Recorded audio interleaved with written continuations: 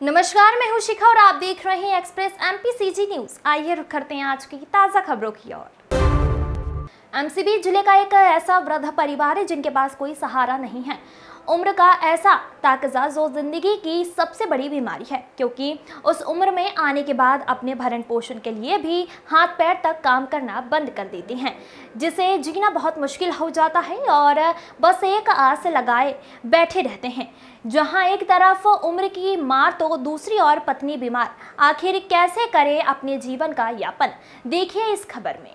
जिला मुख्यालय के विकासखंड भरतपुर से लगभग 20 किलोमीटर दूर ग्राम पंचायत पुंजी में एक वृद्ध दंपति रहते हैं, जिसमें पति पत्नी दोनों विकलांग की स्थिति में होने के बावजूद अपना जीवन जीने के लिए संघर्ष कर रहे हैं।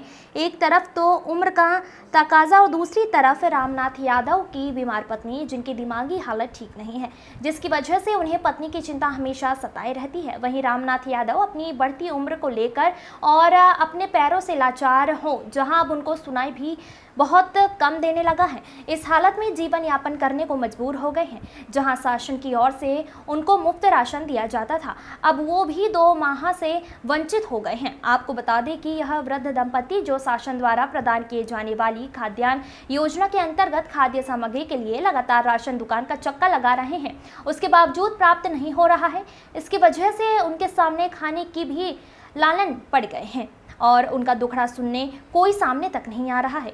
राशन दुकान संचालक का कहना है कि अंगूठा जो कि स्कैन नहीं हो रहा है, जबकि शासन उनके राशन के लिए हर स्तर पर सहयोग कर रही है।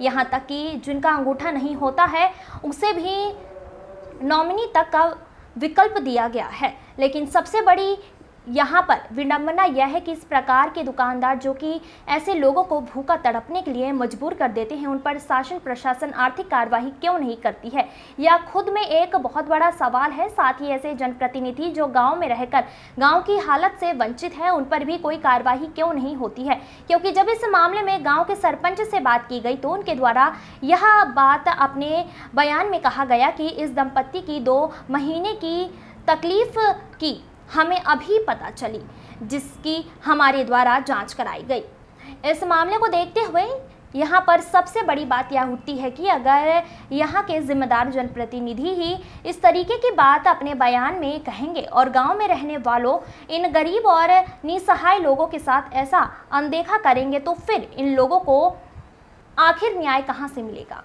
चावल गिरता है 2-3 महीने के सब जंतर के बांट दिया, मेरे लाने नहीं दिया, साहब हटा देते हैं। अरे हाँ भाई, हमें चावल नहीं दिया, वहाँ तो चढ़ा लेंगे।